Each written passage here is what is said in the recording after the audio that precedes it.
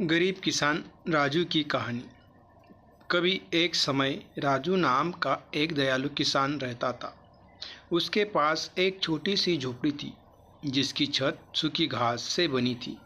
राजू बड़ा ही गरीब किसान था, पर उसने अपनी गरीबी से कभी हिम्मत नहीं हारी थी। राजू अपने खेतों में बहुत मेहनत किया करता था। इसकी मेहनत से इस साल उसकी खेत सब्जियों से भरा हुआ था। मोटे लाल टमाटर, कुरकुरी हरी बीन्स और चमकदार बैंगनी बैंगन। राजू हर दिन मेहनत करता था, अपने पौधों को सिंचता था और घास निकालता था। लेकिन इस साल बारिश के बादल लुक छिपी खेल रहे थे। सूरज एक विशाल गर्म दीपक की तरह चमकता था, जिससे जमीन सूखी जाती थी और सब्जियां प्यासी हो जाती थी।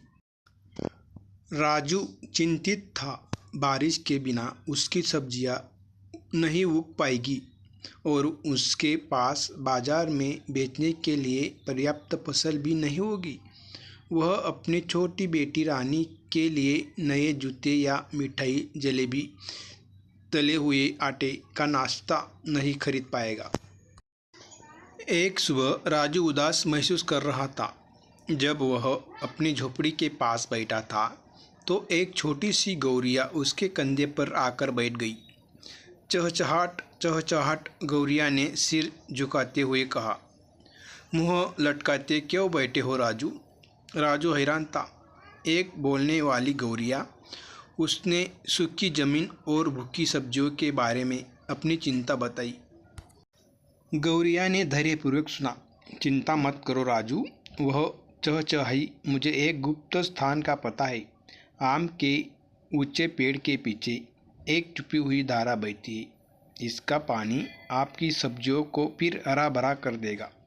राजू की आंखें चमक उठी। उसने गौरिया को धन्यवाद दिया और उसकी बताई हुई बातों का पालन किया। सबसे ऊंचे आम के पेड़ के पीछे उसने एक जगमगाती धारा देखी, ठीक वैसे ही जैसे गौरिया ने कहा था। राजू ने अपनी बाल्टी को ठंडे पानी से भर लिया और वापस अपने खेत की ओर दौड़ पड़ा। उसने ध्यान से प्रत्येक प्यासे पौधे के चारों ओर पानी डाला। सब्जियां खुशी से चहकती हुई लग रही थी। उनकी पत्तियां चमकीली हरी हो गई। कुछ दिनों बाद आखिर बारिश आ ही गई। कोमल बूंदें छत पर टप टप टप की, जिससे राजू का दिल खुशी से भर गया। उसकी सब्जियां बड़ी और मजबूत हो गई, चुनने के लिए तैयार। राजू ने अपने ताजे फल सब्जियां बाजार में बेची। उसकी मुस्कान सूरज की तरह चमक रही थी।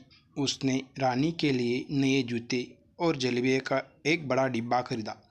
मददगार गौरिया और छुपी हुई धारा की बदौलत सभी ने एक स्वादिष्ट भोज का आनंद लिया। उस दिन से कभी राजू भी छोटी गौरिया की दयालुता और छुपी हुई धारा को जादू नहीं भूला। वह जानता था कि भले ही चीज़ें मुश्किल लगती हैं, वह हमेशा थोड़ा जादू खोजने के लिए इंतज़ार कर रहा होता है।